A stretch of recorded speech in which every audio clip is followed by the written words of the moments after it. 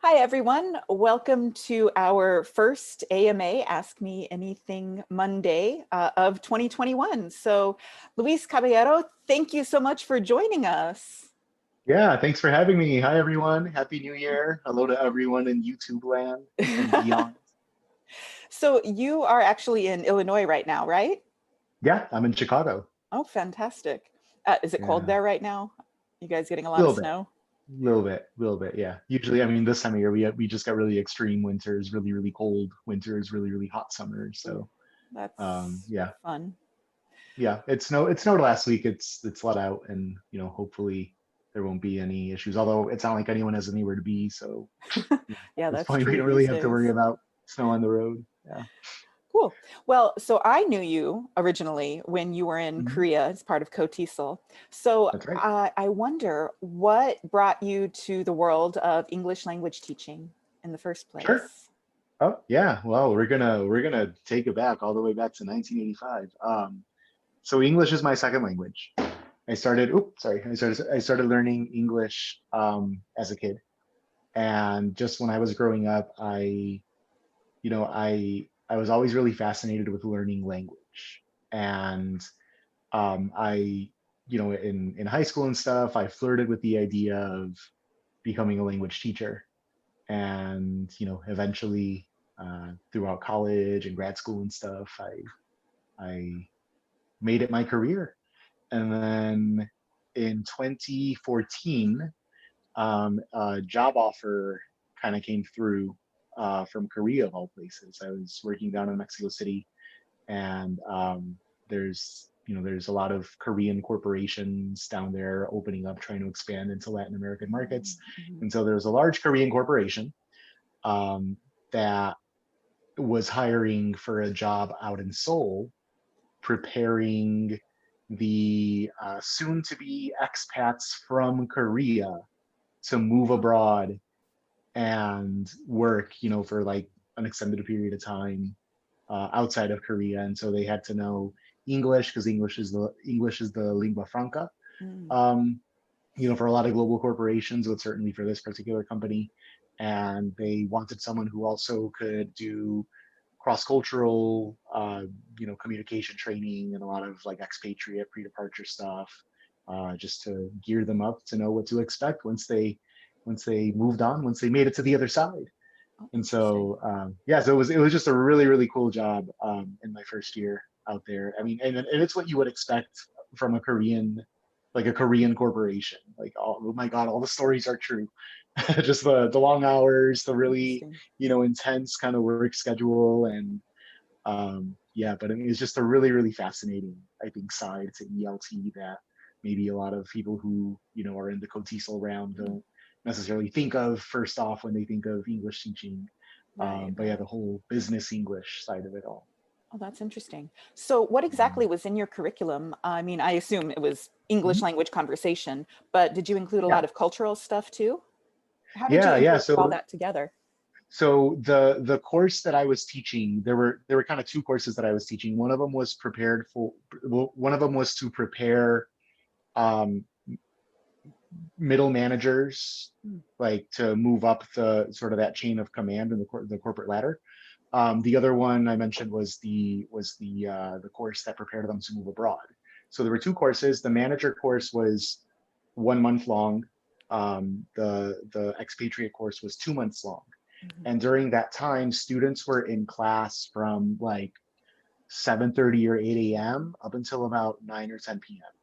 And Mm. obviously there were like breaks for lunch and dinner, but otherwise it was like an intensive, something like 180 hours a month of English. Oh, wow. And so there was like a sequence of, modules that they would have to follow. Some of them focused more on like what you would maybe expect with like a traditional, English lesson, focusing on grammar and Mm. pronunciation, like the building blocks.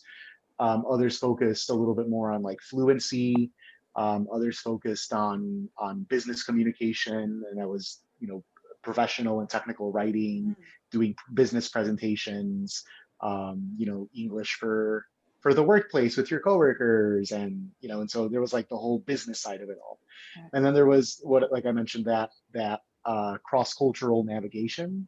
side where students would have to really think about where they were going to be assigned to go and study, or not Wow. study, but work rather. Mm, Um, and like do some background research on the country and on the business culture of the country specifically. And, things like in Korea, there's a lot of, you know, in these corporations, the end of the workday time is kind of flexible. It's mm, like don't go home until your manager goes home kind of mhm. thing. Whereas in other countries, like in the US, where you and I lived and worked for a long time, it's like once 5 o'clock hits, I'm gone. I'm done. Right, Like I'm right. I'm out the door. Don't even talk to me. I'm off the clock. If it's something, if you have something you wanna ask me to do, wait until I'm back at work tomorrow. So it's those kinds of like just different working styles that are very much culturally situated, that for a lot of the students it was their first time having to dive into those and Mhm. really develop that intercultural perspective on things. Oh, really interesting. So Yeah, it was such a cool job. did the company itself provide the curriculum for you and all the materials and everything, or did you Yeah, get, so how much flexibility did you have? well, most of it was developed in house. Okay. Most of it was developed by like the people who just worked there and like wrote the curriculum and the materials. There was some flexibility, like they would give us the books and the actual like paper physical printed stuff that the Mm, students would have to work from, but we got quite a bit of leeway on um, what we did during like that 60-minute period for each of the modules. As long as okay. we were hitting the objectives and whatever we felt, as instructors, would be best for our students to develop their language skills, we actually got, quite a bit of creative freedom on that. So that definitely made things less monotonous because yeah, like you're there all day, every day, Monday through Friday, and it can get really tiring really fast if you don't keep things spiced up for yourself and for the students. Right, right. Interesting. So I wonder now, when I teach from textbooks that have been made by Koreans, frequently those Koreans have never been abroad or they only know what Yeah. they've learned about, foreigners and the United Hmm. States from popular culture in Korea.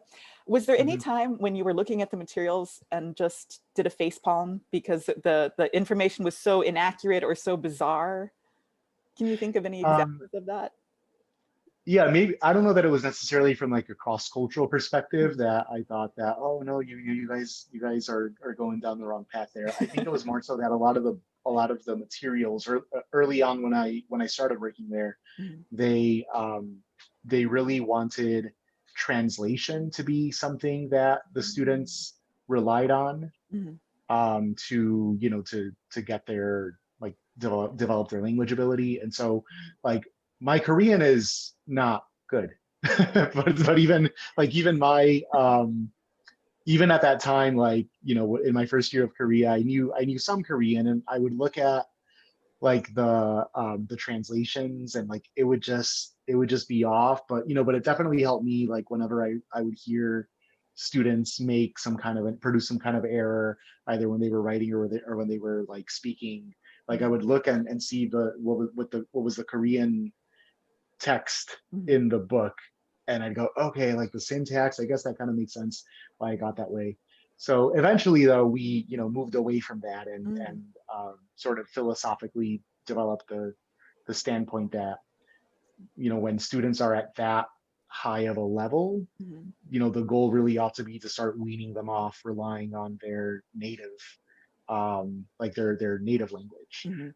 because for a bilingual's brain, like the goal is to reach in there and switch on the English setting and Right, encourage right. them to think in English, to problem solve in English, to use English for tasks, as opposed to like thinking in Korean and then Mm, translating in their head before. So mhm, mhm, it's yeah, it's a pretty it required a lot of time, a lot of effort, which is why 180 hours a month mm. was the allotted time to do that, because yeah, Yeah, it was just a lot of learning and a lot of teaching that had to go into that. that's crazy. Yeah. And okay, so I've got a lot of questions about this. Yeah, I'm yeah, not quite please do. sure where to That's why start. we're here. That's why we're here. Right. Well, okay, so you were working with a lot of middle managers and people who were generally older than you, right? Hmm. Oh yeah. How was that dynamic in the classroom? So I moved to Korea when I was like 29 years old. Mhm. Um, and I just remember always being told by, by my coworkers, don't tell them your age, don't tell them your age. But they had access to that information Right. anyway, right? Because like we were all like there, like they had access to like all the records and stuff for the employment. Um, but they would just say, don't tell them your age, and I think that they would also tell the students not to ask us our age as well, because there definitely was that, the an age difference. Mm, At the, I remember there was one month where my youngest student was like 50 years old. mm, So there was like that 20-year age difference. And, right. sometimes it did come up. Sometimes, maybe students weren't asking me my age directly, but they would, ask me things like, is it easy for your generation to adapt to new cultures? Or like they'd Mm, ask things like that. interesting. And we'd talk it out. But then one of the things, since we were exploring cross-cultural, dimensions, we talked about the concept of age in, Mm, for lack of a better term, in Western countries. How, yeah, like there is obviously an age difference when you're working with people who are 20 years younger than you, but in the workplace, it's like they're, I always conceptualize it as like there's this arbitrary age, we'll say it's like 25, 26, where it's like after that, I think people in the workplace tend to take you more seriously, even if there is mm, an age difference. mm, There's maybe a little bit like more of a, I guess you can call it like egalitarian sort of structure, like a mm, flat structure where, you might have coworkers who, uh, are 10 or 15 years younger than you, or you might even have a boss who's younger than mm, you, but there's just more of like a teamwork sort of, uh, um, environment, and mm. it's less delegating top down and more like collaborating on the project, sort of on a flat structure. Right, So right. so yeah, so that brought in out, all sorts of elements of like you had to talk about organizational structure and organizational communication, and how that would carry over even like in the grammar and the English grammar, Right, because we right. don't have as many like conjugations or honorifics or things like that Mm, in English. So it made for some really, really lively class discussion.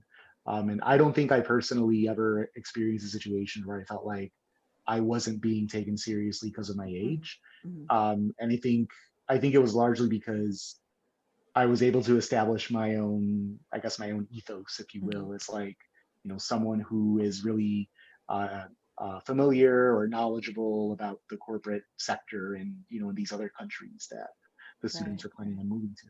Right. I mean, you had expertise, which can kind of Yeah. serve as Oh your yeah. Yeah. They're like, age. oh, he's the Right. foreigner. Yeah, listen to Right. him. He knows what happens abroad. So, How interesting. So before you yeah. started working there, did you actually have experience working for a corporation and or this wasn't your first English teaching experience, was No, it? no, no, Okay, no. you're Not right. my first rodeo for sure. Mm, So right before I moved there, I was working at an insurance company in okay. Mexico City, Mhm.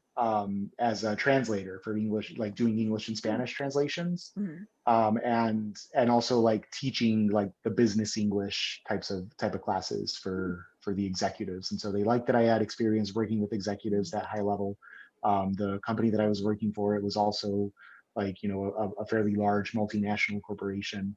um, and so they being, in Korea, they valued that experience being on my mm, resume.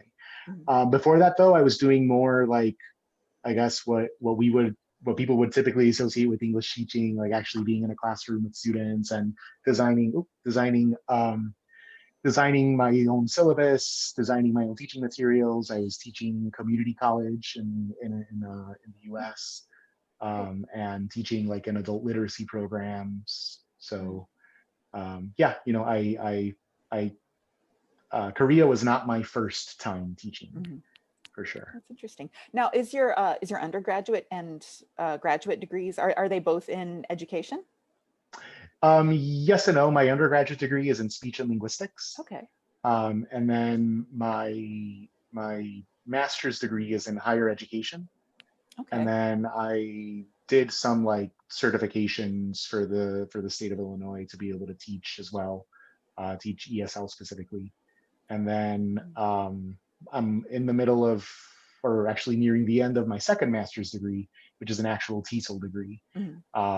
and then gearing up for a doctoral program for next fall, Right. Oh, which you know all about because you and I I have been do. talking I'm about it really over the last few excited. weeks. Thanks. It's going to be awesome. Now, I'm Great. curious then, for anybody who is in Korea, who has maybe some corporate experience and enjoys teaching adults, Mm-hmm. obviously they can expect a very intense work week if they started being a corporate trainer. What Mm-hmm. else, what should they look for in a job, and like what pay range should they be considering before they even apply to Sure. a job? Yeah, honestly, any job that is going to regularly require for people to put in more than 40 hours a week Mm, in Korea, in my opinion, I wouldn't settle for anything less than like 3.5 million a month. mm, It's that specifically if it's something full time where you're like boom boom boom teaching around the clock. right. If it's something with fewer hours than that, or if Mm, you're doing, I guess, a lot of, for lack of a better term, like a lot of bench warming, mm, then I think that a lot of companies can justify, paying like closer to like the 2.3 to 2.8 million kind of mhm, salary per month. But I definitely wouldn't do. I would. Let me tell you, I wouldn't have done my job um, if they weren't paying me as much as what they were paying. Let's just be real mm, here. Call me mm, call me a sellout. Call it crass. Call it tacky. I'm okay with that. Like for the amount of work that went into it, that kind of a job, just that mm, really intensive kind of corporate environment. I certainly I wouldn't have been able to like make less than what I was making there and feel like I was somehow like not being mm. taken advantage of. If that makes Right, sense. right. No, that does. That makes a lot of sense. Yeah. How long did you actually stay at that position? I did a full 12-month, or I guess 13-month contract with Okay. them. Um, I I had the option to renew, but I really missed working like in higher education, and Mhm. that's ultimately what I ended up moving into when I was like in Korea after that first year, was I ended up Right, going off and teaching in universities. right. And how was your university teaching experience here? Oh, it was really great. Yeah. So it was like, so in Korea, it was my first time teaching full time at the university level. Okay. Before, when I was teaching community college, I was an adjunct instructor, like an Mm, adjunct mhm, faculty, and I was doing that on top of like a full time job at the college, mm, working in student affairs, doing mhm, student counseling, student advising, that kind of stuff. So Korea was my first time working full time as a university level instructor, and like I thought it was great. I loved it. I was able to design my own courses, and mhm, I've never met a more studious group of students than Korean students. um just the amount of work ethic and just the amount of hard work that mhm. I would see undergrads put in. I'd be like, wow, like I wouldn't have been able to survive a day in Korea as a Right. student, like just with how much work, everyone seems to be putting into it. So, I mean, I thought it was great. I really enjoyed teaching in Korea, and I met some really great students and great friends along the way too. Mm. Well, let's Yeah, talk about your transition back to the United States then. sure. Why did you decide to leave, and how did you like start to extricate yourself from Korea? Because one thing I've Oh boy. noticed, every time I Yeah. start thinking about moving back home, it's like, "Ugh, but there's so much and it's so far." Yeah. So Yeah. what Yeah. exactly, Definitely. yeah, Well, what came it out? certainly wasn't an overnight process. It Mm, wasn't something that I decided on a whim and then up and did.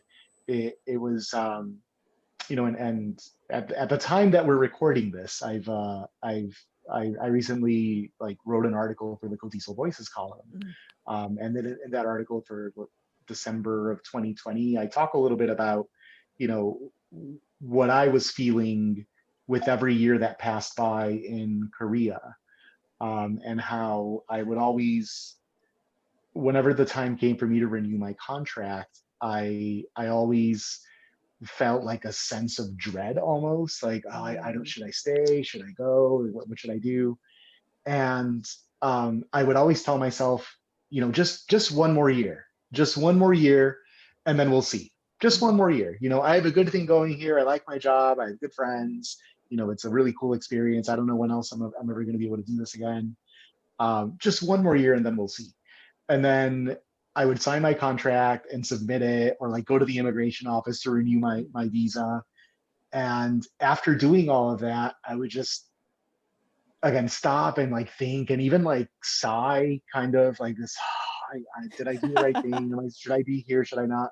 Mhm. So I guess the seeds of doubt were always there, even from the very beginning. Mhm. But to answer your question about how I actually started to extricate myself, I gave myself a deadline. I told myself that I wasn't going to be in Korea for longer than 5 years. And that was I stuck to it. Ultimately, I ended up being in Korea for I want to say like 4 years and 10 months or something like that. And it definitely did require putting an exit strategy in place. Mhm. Um, I will also say this: when I was trying to move back to this side of the world, Mhm. um, I there just weren't a whole lot of resources Mhm. out there. If you Right. ever want to look up how to move to Korea, there's YouTube videos, there's websites, there's companies that specialize in that, recruiters and things that will help you move there. But then when I was looking around online to just try to find out, what should I really be doing to be planning to move back from Korea or moving on from Korea, Mhm. there really wasn't that much out there, except for I want to say, and I think that way back for the very first AMA that you did for Cotiso, Mhm. you interviewed a former teacher who lived in Korea for many, many years. Right. And she had written actually a lot of articles on that topic about Mhm. how to know when it's time to move on, good tangential at like or rather tangible actionable advice, like Mhm. have a certain amount of money saved up, here's how you tie up all the loose ends. And so I felt that article was really helpful, but it was written many, many years ago. So Right. Right. I'm like, there's got to be more than this out there, and there wasn't a whole lot. Mhm. So using what little information that I did find online, using that as like the rough guideline or the template for me to work from. I again told myself 5 years is going to be the limit. By the time came for me to renew my contract, um, that really drove home the point, because um, I was offered a 2-year contract. And when I saw the date on like my contract that it was for 2 years later, that's when I really like it really sunk in. I'm like, oh, you know what? That's okay. I'm gonna have to be out of here before my contract ends. And so that was a Mhm. nice way to really, make that deadline a little more concrete, seeing it in Mhm. writing printed like that. Mhm. I did a bunch of research on when would be the best time to start paying out my pension. Mhm. I, had a good, honest and open discussion with my boss at work, who I was able to give the heads up to 9 months in advance that I was planning on Mhm. moving on at the end of the year, or at the end of the summer rather. And they were really supportive at work as well. And I just started telling as many people as possible that I was Mhm. planning on leaving. I even went online and I booked my flight several months out, in Mhm. advance. Right. I created a situation where I didn't have a choice other than to follow through on it, Mm. because I just remember meeting a lot of people over the years who would say, oh, maybe next year, maybe next year. Mhm. But I think a lot of us, me especially, need that, to that kick in the pants, like Right. boot ourselves out the door, because it's very, very easy when you're comfortable in Korea, Mhm. when you have a job that you enjoy, when you have a place where like you're living, maybe like if your job is paying your rent every month or you're Mhm. living in the dorms, it's very easy to do nothing, in the sense of, why rock the boat if you have a Right. good thing going for you. Exactly. But at the same time though, there was always that feeling that you know, there was life beyond Korea, and especially I think this is ultimately what sort of tipped the scales for me in favor of leaving was I had reached a limit in my career in Mm, terms of the types of jobs that I could do there, not being a Korean national and not having a PhD.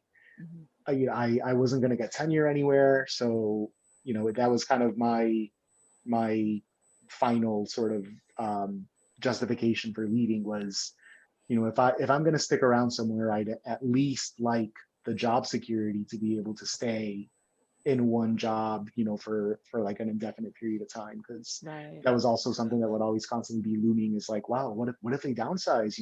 Especially in Korea, a lot of universities, their enrollment Mhm. is down because there just aren't a whole lot of young people, I guess. Like just the population has unfortunately been in decline for quite some time. So that was always something that I heard just sort of on the periphery, conversations happening among the administration at my university Mhm. was, what's the freshman class going to look like next year? And Mhm. are we going to have a need for so many instructors? So Right. ultimately, I came back. Yeah, Ultimately, there's here I am back in Chicago. the lack of job security is definitely concerning, I think, to a lot of Yeah. people. But there's that same insecurity on the other side of the ocean. Like, what was the Right. job hunting process like? Did you start before you left Korea? How was it Mm. finding a job after having been gone for a while and finding a place to live? Like, how did you deal with all of those Yeah. practicalities and insecurities? Well, this little thing called the COVID-19 pandemic happened right when I got back to North America. So that definitely, I think, put a lot of things on hiatus. Mm, Before that happened, though, I felt like I had done a pretty good job at lining something up. I'd been going on job interviews. mm, This would have been in, let's see, like in December of 2019, mm, December of 2019 and January of 2020. I was going on job interviews. I had gotten some offers. I had weighed those offers. I had decided on one. But before I could actually go through and start my job, by then the month of like March had already hit. mm, And that's mhm. when here in the US, that's when everything just shut down. Right, right. And I'll be totally honest, like for those first few months in 2020, I think that Korea obviously was much more on the ball than most places in the world when it came to managing the pandemic. And I just remember reading in the newspaper, on the news, or hearing online that there was a pandemic happening, and I'm Mhm. just sitting here going, "Oh God, I'm so glad I made it out of there! Wow, like I Uh-huh. trust that the Koreans will be able to manage it well. They did just fine with MERS when I was out there back in 2015. Um, I wasn't expecting for it to just explode as much as it did. And Right. once like February hit and we started getting like, into the triple or quadruple digits of COVID Mm, cases here, mhm. that's when I realized, oh man, no, this is about to go south in so many ways. Right. So yeah, so things got put on hiatus with the job hunt, and that was back in like March and April Mm, of 2020. And then I made the decision then. Uh, Funny enough, ironically enough, people will be like, "Oh, Luis, you hypocrite," because there was a period of time in the late spring of 2020 when I was thinking about going back to Korea. mm, But I mean, that idea lasted like a minute because then getting through the immigration process for Korea was a nightmare then. So I'm like, all right, well, right. that's, not going to happen either. I guess I'm going to go back to school. And I was able to enroll in the program for last summer. Mm, And then finally during the fall semester, one of the places that I had applied to for a job got back to me and said, okay, the hiring is mm. back on, the Oh, wow. freezes ended at our school. And yeah, the rest, as they say, is history. And here I am. Interesting. So what are you doing now? Tell us about your new job. Yeah, so I love my new job. My new job is I work in a community college. Mm, I work as an academic advisor, and I specifically I work with a lot of different populations, but the one that they really wanted to give me to work with were the international students, the students mm, here on F1 visas from other countries. mhm, A lot of people don't know this, but community college is in the US. For anyone who's not in the US, a community college is a type of 2 year post secondary institution that awards a specific type of degree called an associate's degree. And the associate's degree is considered the halfway point between a high school diploma and a bachelor's degree, which is typically referred to as a 4 year degree. So there's this like 2 years, sometimes it's called a junior college. There's 2 year institution where students are able to enroll and then either graduate and go right into their career in like a vocational area, or graduate and then transfer out to a 4 year university. Mm. So part of my job entails, getting students on the right track, deciding what they want to do career wise, providing support, academic counseling. Uh, we call it student success coaching. So teaching students, how to manage their time and set goals and, Mm. stay on track and prioritize and, schedule or juggle their class schedule with their work schedule. And so, but what I was saying before is with the international students, what a lot of people don't realize is that community colleges actually are the gateway for a lot of students from around the world to go into the higher education system in the United States, Mm. especially in certain parts of the country, like here in the state of Illinois, for example. My alma mater, where I did my bachelor's degree, is the University of Illinois at Urbana-Champaign, Mm. and it's a really big engineering school. And so a lot of students from China and India and Korea will enroll in a community college because of our transfer partnerships with that university or with universities that specialize in, typically it's in business or in STEM careers. So we get quite a lot. Well, in normal circumstances, we would get quite a number of international students, um, enrolling at our school. And so because of my experience that I got working abroad, teaching abroad, working with English language learners, at the college level especially, the college took a really deep interest in that kind of professional experience. So when the time came for them to hire someone, Mm. they knew that they were going to need someone uh, to take on working with the international students, Mm. and that was one of the reasons why they offered me the job. Mm. That's really cool. Uh, Yeah, so it's I always tell people, like, don't don't discount the experience that you have in Korea, even for people who aren't thinking that they'll continue teaching mm. after they leave Korea. There are a lot of ways to really leverage the experience that people got out there living Right. abroad and working in Korea. Now, do you think somebody who teaches in Korea but doesn't have a master, well, let's say maybe they have a master's, but it's not Mhm. in higher education or it's not exactly in a TESOL related field. Sure. What is that the kind of position they could possibly qualify for?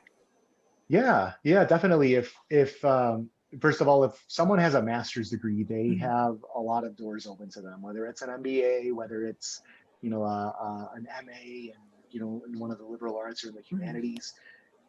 There are a lot of opportunities for people with that type of background, to be able to work in a university or in a community college in the US, Mhm. even if it's not teaching.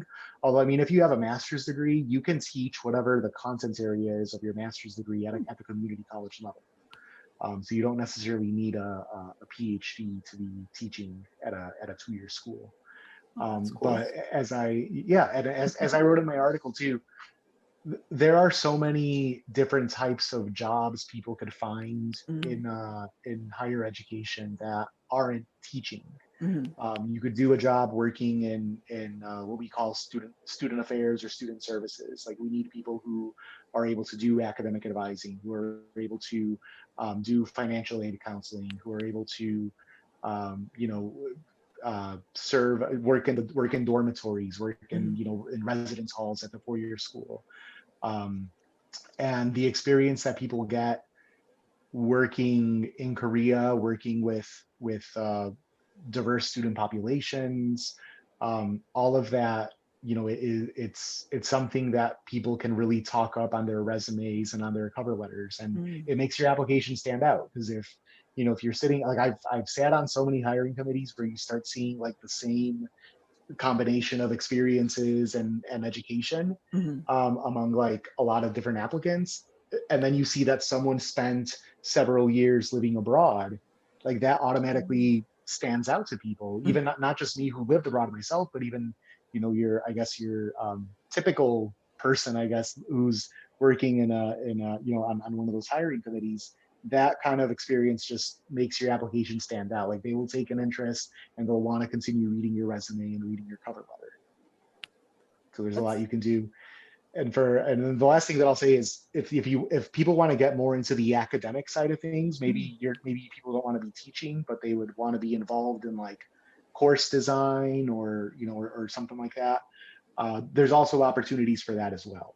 Because there's all sorts of state and federal compliance agencies, accreditation bodies, and a lot of it is really administrative. A lot of it, I mean, for me, I like the student, the student interaction a lot, but Mhm. but there are opportunities for jobs that maybe don't require as much face-to-face time with the students, that would entail more like reviewing the syllabus and making sure that it's meeting all the learning standards for whatever the state or the federal government have set forth. Oh, that's interesting. I love that, thinking outside the box in the area Yeah, of education, but not necessarily teaching or not necessarily teaching English. I yeah, think that's helpful, a very helpful way to look at it. Um, sure. Yeah, there's if, plenty to do. oh, definitely. If you were to give advice to somebody in Korea right now who's thinking about moving back, but isn't quite sure what their best plan of, I don't want to say plan of attack, their best plan could be, Sure. what tips would you give to somebody in that Hmm. kind of position? Well, first of all, wait until you get vaccinated before you go anywhere else. As we're on Right. January, on the 11th of January 2021, the hot button issue right now is vaccination for COVID. So definitely wait until you get vaccinated. Mhm. And then once you have that done, I think I like to think that it'll get easier to move to wherever it is you want to go next. Mm. But with that said, I would certainly suggest just setting a deadline for yourself, setting a goal for yourself, having an end date where you want to be, abroad, where you want to be, or back in the U.S. or whatever Mhm. the case might be. Definitely set that goal, that end goal. Talk to people if you know of anyone who has made that move, after Korea or outside of Korea. Mm. Um, Definitely talk to them and ask them more of like um, any kind of, I guess, housekeeping items that they had to worry about when they were moving on, things like Mm. cashing out your pension, selling your car, Mm. seeing if you could maybe sign a 6 month lease as opposed to a year-long lease with your landlord. If you know that you're going to be moving on, and that's also a really nice way too to again hold yourself accountable, is if you sign like a shorter term lease on your apartment, then you're really putting yourself in that situation of, oh, okay, wow, like now I really have to move out because I'm not going to have a place to live after that date. And if I get to that date, I either have to go back and beg my landlord for an extension, or I have to go figure out if I'm going to stay, crash on someone's couch. So that creates this like accountability mechanism in place for you to actually get Mm. out and do it. As far as like the job hunt goes, I would definitely recommend maybe 2 or 3 months before you move on from Korea, start looking at what's out there. If you're planning on moving back to your home country, start job hunting in your home country from abroad. And in my experience, especially for working in higher education, and it's not just because of the pandemic, just the hiring process can take a really, really long time. The hiring process can easily take 3 or 4 months, sometimes even Mm. longer. So start job hunting 2 or 3 months before you leave Korea, Mhm. um, and start just put out feelers as much as you can. The other thing is that, because I think Lindsay, you asked what it was like for me to find a place to live Mm. back in the U.S. I feel very, very, very fortunate that my parents have a house in Chicago, Mm, and I was able to use this as my landing pad. And initially, mm, I was hoping to, move to the East Coast mhm, before the pandemic complicated everything. So, but the main takeaway is try to set up a landing pad for yourself wherever it is you're moving on to next. If it's back in your home country and you can live with family, I know it's not ideal for a lot of people, but that might mhm, be the path of least resistance in many cases. mhm, Or if not, then see if you could potentially Airbnb a place for a few months, or mhm, find some type of living short-term living situation for you to arrive with all your stuff from Korea. Spend a few weeks or a few months there job hunting if you don't have something lined up beforehand. mhm, And then that way, once you know definitively that you have a job or something, long term to keep you at that place where you want to move to, mm, don't start job hunting, or rather, don't start apartment hunting until after you've secured something on the job front. mm. Because otherwise, that's kind of the nightmare scenario. Is Right, right. unless people have like a lot of money saved up, then that Mm, would kind of be my next tip, is definitely try to have, and if your pension pays out and you have like your severance package coming in from your final contract at work, um, that creates a good little nest egg for you, for savings. mm, But I certainly would recommend trying to have 6 to 9 months worth of expenses saved up for. right. Oh, that's really good advice. And as far as actually applying for the jobs go, is there anything Mhm. people should or can do with their resume or cover letter aside from just having the experience overseas? What can they do to Sure. make themselves a more attractive candidate for academic positions that aren't necessarily teaching? Yeah, so a few things. One, get onto LinkedIn.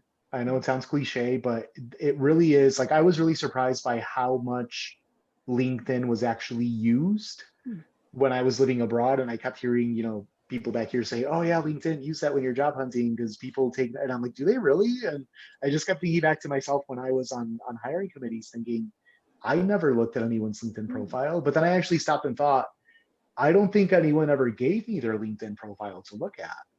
And interesting. so put that on your resume. Put that on your resume and on your cover letter. I, Mm, you know, I tell my students who are job hunting, like at the top of your resume, when you have your name and your contact information, put your LinkedIn link on there, huh, because it happens more often than you would expect. And I know that when I was job hunting, mm, I put that on my resume, mhm, and like my LinkedIn profile, it would tell me when someone was looking at my page, and you're mm, actually able to click on the person, like you're actually able to see who's looking at it and go and oh, look at where they work, and I would be able to see, oh my god, there's like all these human resources people at these places where I mm, where I where I applied. So you do need to get like the paid subscription for that. And so I did it just for like 2 months and then I canceled it. uh, But that was really helpful because then I can actually see people are okay. Like, people are actually looking at my application. They're not just, it's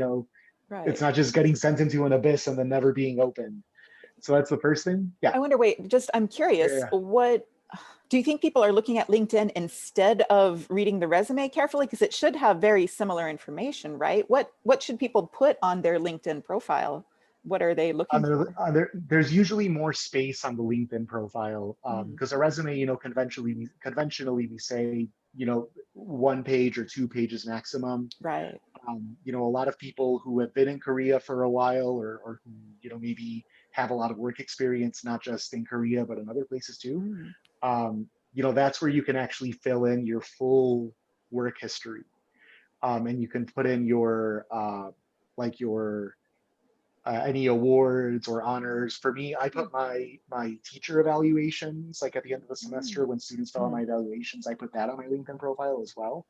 Interesting. And I also put my COTESOL certificates, my awards I got from you guys, and any other awards I've gotten over the years. I put that on my LinkedIn. So it's just a way for you to really personalize like Mm, your work history a little bit more.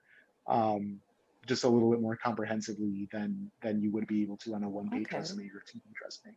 Oh, So interesting. that's the first piece of advice for job hunting. Secondly, um, a lot of people maybe forget or don't know that you should, and I think you do, have access to career services Hmm. at the university where you graduated.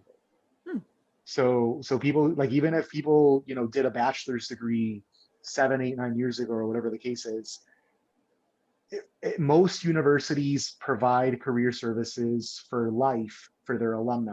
Hmm. So you can actually go onto the homepage of your alma mater's career services page and just reach out and say, "Hey, I graduated, back in this year. I'm doing some. I live in Korea now. I'm planning to move back to whatever country, the U.S., Canada. Can I get someone to look at my resume? Can we set up a time on Zoom?" Spoiler, everything is being done on Zoom right now at universities. I'm meeting with my students on Zoom to do advising. Professors are teaching their classes through Hmm. Zoom. So it's not going to come out of left field if you ask someone to hop on a video conference call with you, because Right, that's what right. everyone is doing anyway. So that's a really good way to get someone to look at your resume and your cover letters before you submit them, Mm, on the job hunt. mm. That's really neat. So we're almost out of time. I don't want to keep you Oh past my our God. hour. Wow. Time flies. Yeah, I yeah. know it really does. I was wondering I usually close these with what's the best advice you've ever gotten? And it doesn't have to be about, searching for a job or career or transitioning back to the Uh-huh. US. Just what's the best advice you've ever gotten? Oh wow. Um, the best advice I've ever gotten. I guess it would be this. And this is kind of connected to what we've been talking Mm. about. Um, Surround yourself with people who inspire you. Surround yourself with Oh, mentors and peers and just people who are going to push you to um, constantly outdo yourself. mm, Surround yourself with people who are going to bring out the best in you and encourage you to be the best version of yourself that you can be. Um, mm, I don't know. I don't know if it's that. I don't know if it's a generational thing, but like, you know, people who I've talked to over the years, even if they claim to be your friends, mm, there's just a lot of haters out there. There's mm. just a lot of people who are like cheering to see you somehow not achieve what you want to achieve, Right. either because they get a chuckle out of it, or or maybe they're not necessarily cheering for you not to succeed. They just kind of, they hear you talk about what you want to accomplish and they Mm, just kind of dismiss it, or don't really take it seriously. They don't encourage you to go mm, for it. They don't offer ways that they can support you. And I think that you reach a point. I'm 35 years old now. I've certainly reached a point in my life where um, if I don't feel like people are supporting me in what I want to do, and encouraging me to go for the things that I want to get done, mm. I honestly don't know what it is that I would want to keep them around for.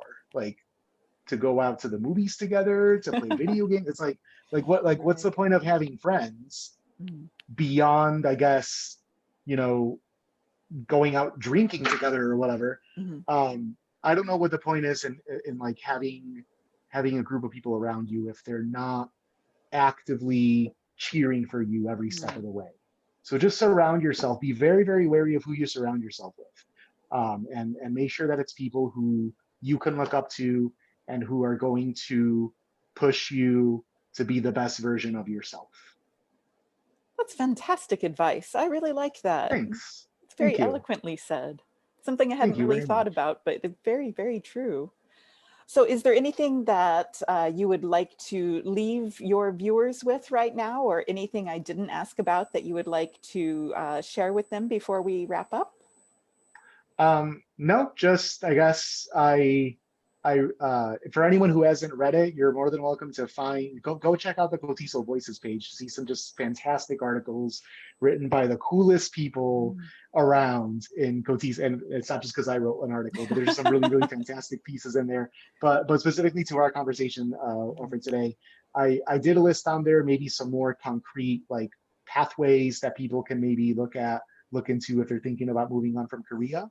And just know I'm happy to always chat with anyone who wants to reach out. You can find me on Facebook, find me on LinkedIn, and feel free to get in touch. And I'm more than happy to be the sounding board.